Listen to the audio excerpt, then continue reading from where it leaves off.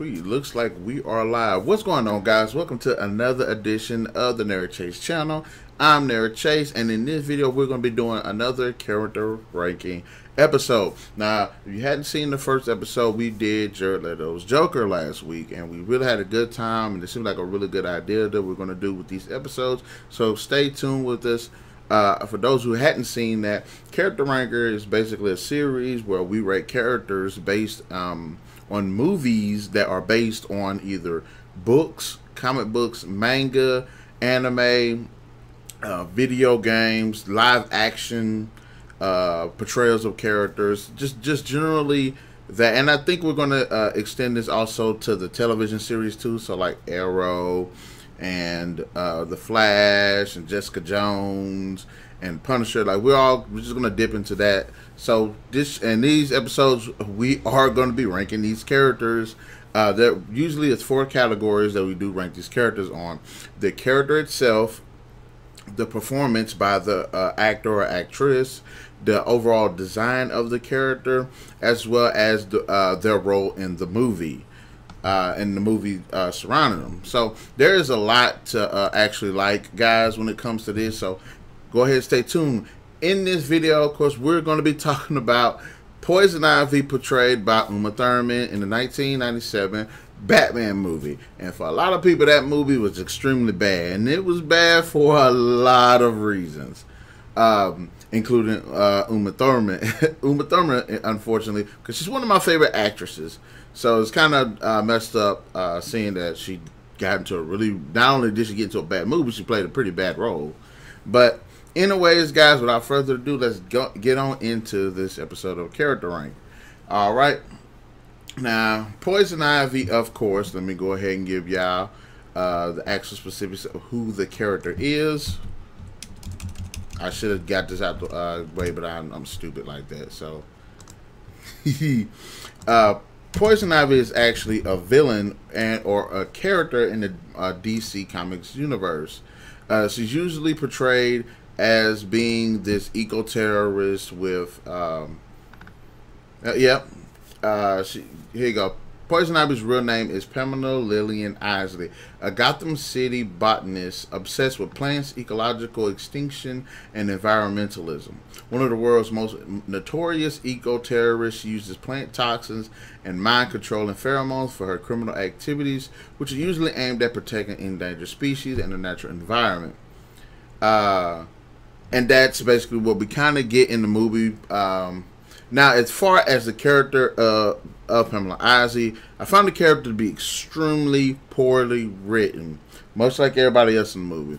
She has no likable qualities. She has no personality. She has no development as a character. Why she just all of a sudden, which I didn't understand this about Catwoman and Batman Returns either, is the fact that, okay, there's really no development with the character. When they discover their abilities, they automatically know how to do everything.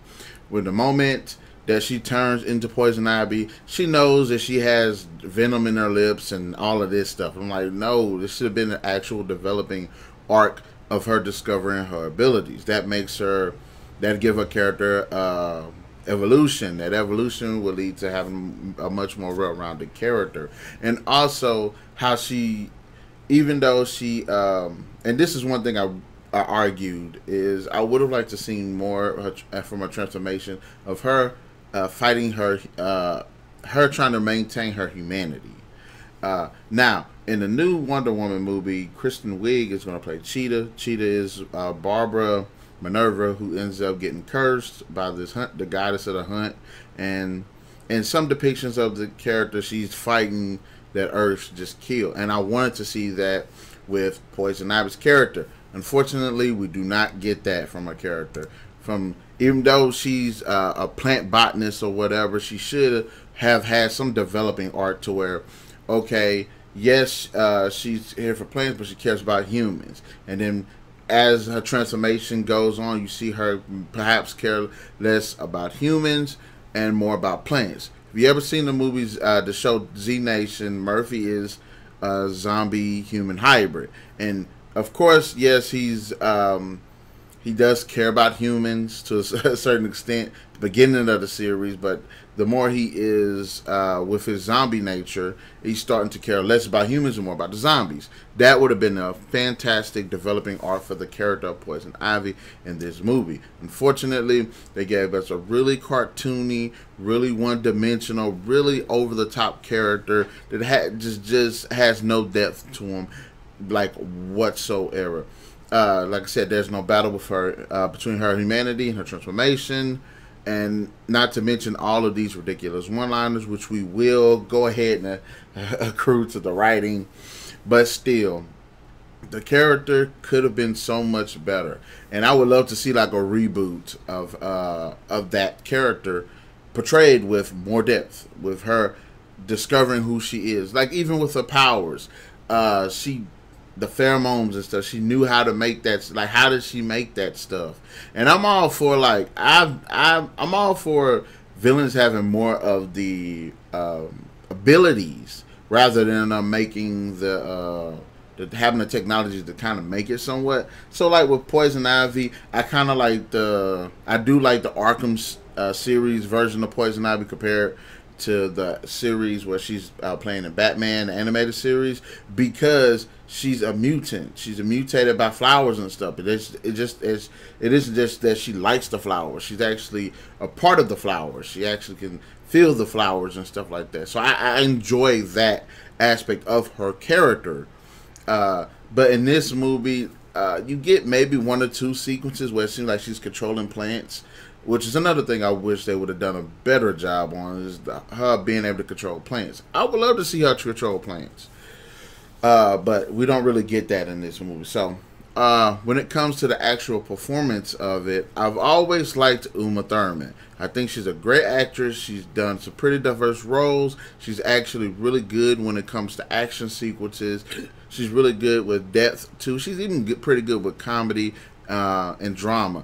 So, and like I said, she's very diverse. However, in this movie, and it's, again, accredited to the writing, but I have to say, just over the freaking top. Uma Thurman completely hammed it in. She was phoning it in this entire movie. I don't think there was one sequence where she was like, okay, she did just gave the character any kind of depth, any kind of good performance. There was even one part where she's locked up and she's peeling the petals off a rose, which I don't understand why she did that, because you're killing the flower. But okay, and she's doing he loves me not, and all that. And even that was freaking over the top. Like, I didn't understand that. If you're gonna have this kind of character, give this character some depth. And it goes back to why the character was just a crappy, cartoonish, over the top, and retarded character. But like I said, it'd been nice to see the character have some kind of depth.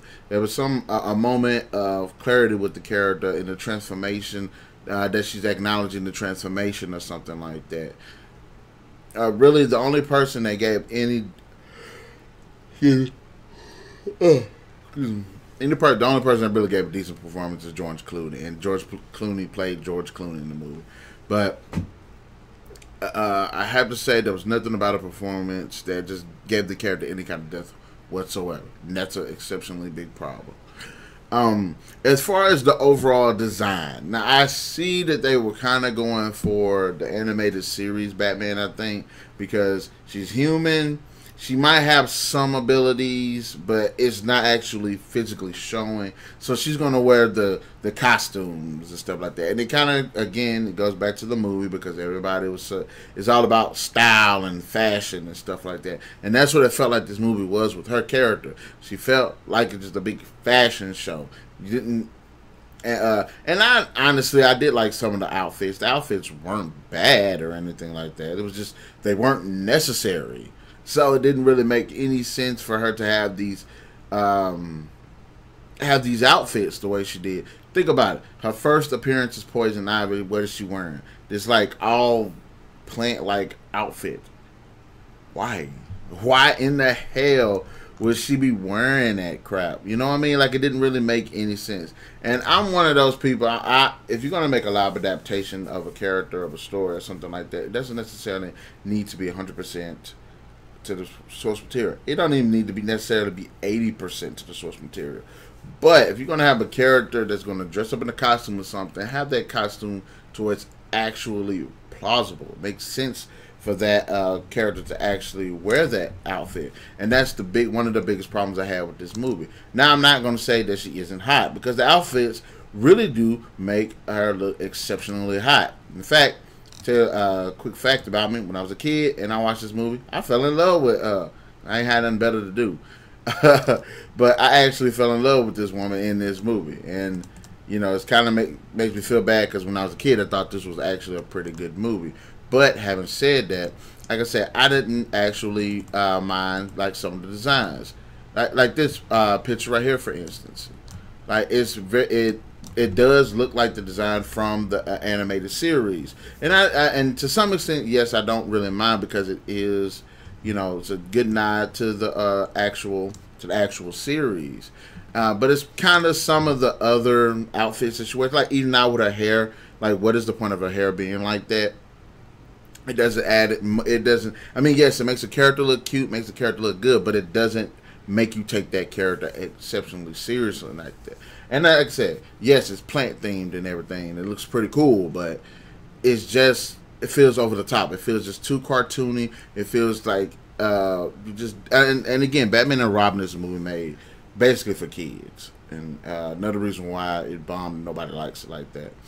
But like I said, I have no problem with some of the outfits, with some of them.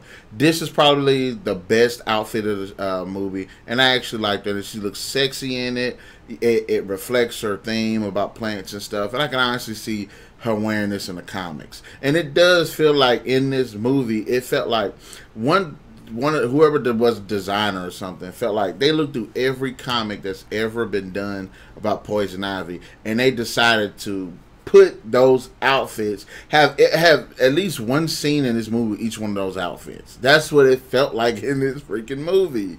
But I jumping back to what I wanted to say earlier, there's one sequence where they have this ball or something, or this gala, where they're bidding on this jewel, and it had this whole like jungle theme, Brazilian jungle theme to it.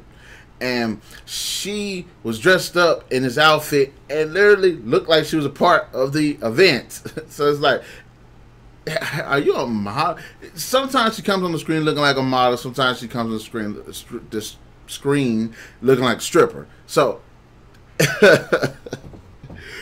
but given I'm a fan of the Arkham series, and even some of the adaptations later on outside of the Arkham series, I would have liked to seen more physical change of the character. Yes, her hair is red, and unfortunately it's that reddish type color that you can tell like you put dye in her hair. It was a little bit darker and a little bit more faded, and it looked more authentic, or to make the hair color look less cartoonish, made it look more realistic. Yes, I would have liked to see maybe a green tint to her skin or something like that. Yes, I would like to see perhaps her fingernails or something like in her outfit right there, where she has like the red tips on them. Like, I would like to see perhaps her fingernails were slightly transforming reddish, or have that tint to it. Her skin have a green tint to it. Perhaps see slight veins or something. Even her eyes change to like a greenish color or something. That would have helped and made it gradual. That would definitely help make this character feel more authentic than what we got in this movie. Now, as far as the movie and her roles in this movie, we all acknowledge Batman and Robin is a shitty movie. The worst writing, acting, characters, almost everything about this movie is bad. The only thing about this movie that's half decent is kind of like the visual aspect, because it's so vibrant. And she's definitely one of those characters in the movie that's like, wow, I am here. So I like that about her character. And I thought that, as far as visually wise, yes, I guess you could say the movie is good. But it's no wonder people don't like this movie. The idea of Poison Ivy just teaming up with Freeze isn't a bad concept. Her motivations for it, I'm not really feeling the motivation. She wanted to team up with Mr. Freeze because Mr. Freeze is freezing stuff, so she like is attracted to him. So that's why she decides she wants to hang with him. That's dumb. Ivy gets a ton of screen time, but there's literally no development of the character. That's absolutely true. Does not make any sense.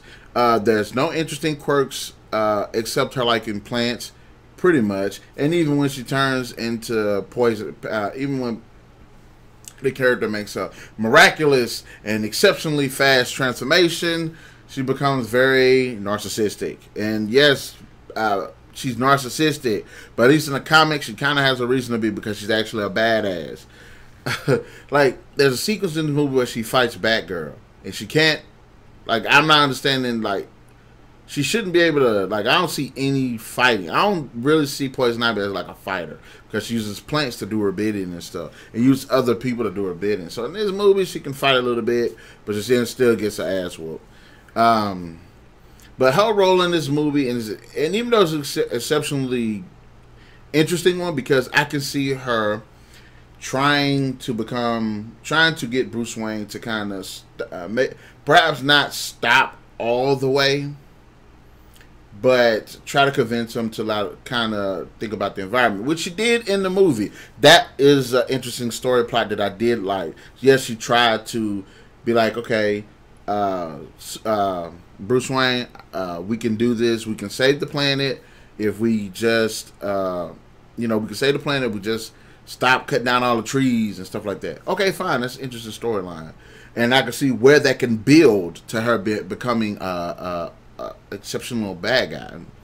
But the movie just completely hams it up. It's not gradual. It's like she turned into Poison Ivy. She said she was going to do it. She go talk to Bruce. All of a sudden she's a super villain. Fine. Wow. I don't understand that. And also, there's literally no backstory or exposition given on this character. Where she came from. She got family. You know what I'm saying? What does she like to do? She has any former lovers? There's literally nothing. And there's even no mention of why she likes plants. Like, what got her on the got on the path to botany or anything like that. So that would have been a lot. The movie could have did a great job of supporting this character better if they actually focused on a more solid storyline, perhaps taking out Mr. Freeze, because I'm all for two villains being in these superhero movies, but they got to make sense for being in the damn movie. And I feel like Batman and Robin should have been either Freeze or Poison Ivy, and because of the way the movie was, it didn't work out with either Poison Ivy or Freeze. So as far as the movie itself and her role in the movie and everything that's surrounding the movie, it sucked. Now, I do like the bit where she's kind of pitting Batman and Robin against each other. That was an interesting story plot point too. That's another thing about this movie that had great potential, but it was sorely misguided and mishandled. But having said that, my final verdict for Uma Thurman as Poison Ivy. I do like some of the concepts around the character, and I think Uma Thurman can give a very compelling performance as Poison Ivy. Unfortunately, in this movie, that chance was just completely butchered. As far as the character, cardboard character, completely forgettable. And if it wasn't for the cheesy one-liners and all the fashion around the character, nobody would talk about the character whatsoever. The performance, over the top, and she was just hamming it up. The overall design, way too flashy. And again, if your character looks good but has no depth, it does not matter.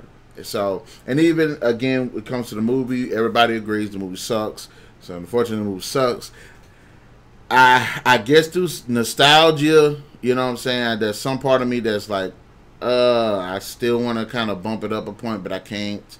Uma Thurman, I'm sorry, have to give you a 1 out of 5. That's just how I have to call it. And I wish Ken were here or Madam B were here to give their their perspectives on it too. But hey, I'm here. So sorry, Uma Thurman, Poison Ivy from Batman and Robin got a 1 out of 5. So guys, in the comment section below, let me know your thoughts on Uma Thurman's performance as Poison Ivy. Did you like her? Did you not like her? Did you agree with any of my points? Is there any other aspect to the performance and the character that could have been done better? Or could have been potentially added to do better? But anyways, guys, in the comment section below, just let me know your thoughts on that. Be sure to hit that like, share, subscribe, and that notification button to get the best of what's going on the Narik Chase channel. Remember, Tuesdays and Thursdays, definitely working on Tuesdays, guys. Sorry about that. Trying to work on them Tuesdays. We do put up videos, so we'll catch you guys later.